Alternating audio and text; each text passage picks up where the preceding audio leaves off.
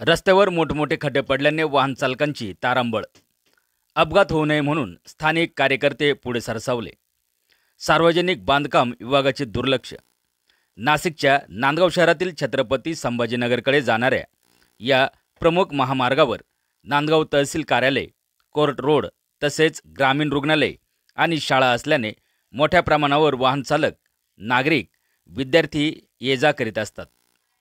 मात्र या महामार्गावरील मस्जिद समोर रस्त्यावर सद्यस्थितीत मोठमोठे खड्डे पडले असून नागरिकांना मोठ्या प्रमाणात त्रास सहन करावा लागत आहे.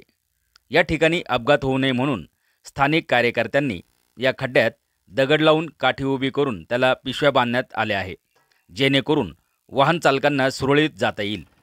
या रस्त्यावरील खड्डे बुजवण्याचे तातडीने संबंधित विभागाने काम सुरू करावे, नाहीतर अनोख्या प्रकारचं आंदोलन छेडण्यात येईल व काही बरे वाईट झाल्यास याची सर्वस्वी जबाबदारी संबंधित विभागाची राहील, असा इशारा माजी नगरसेवक विश्वास आहिरे यांनी दिला आहे.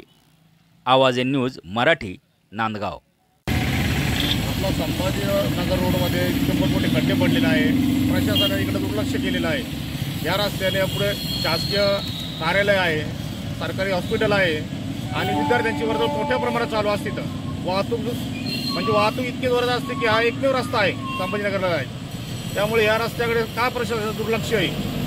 काल परवा 2-3 व्यक्ती इथे पडले, त्यांना मार लागले गेलेला आहे, तरी प्रशासन लक्ष देत नाही. तर प्रशासनाने त्वरित काळजी घ्यावी, अन्यथा इथून पुढे इथं उपोषणाला बसायचं तुम्ही हे करतो. पण इकडे 2-3 ॲक्सिडेंट झाल्यामुळे वाहन चालकांना रस्ता दिसावा, त्यामुळे आम्ही त्या खड्ड्यांच्या बाजूला परीक्षा लावलेल्या आहे, झेंडे लावले, काठ्या लावलेल्या आहे. पब्लिकला ते दिसावा खड्डे. पावसामध्ये ते खड्डे भरून जातात आणि खड्डे 2 दिवस पाऊस झाले, त्याच्यामुळे खड्ड्यामध्ये लोक पडलेले. तर प्रशासनाची काळजी घ्यावी.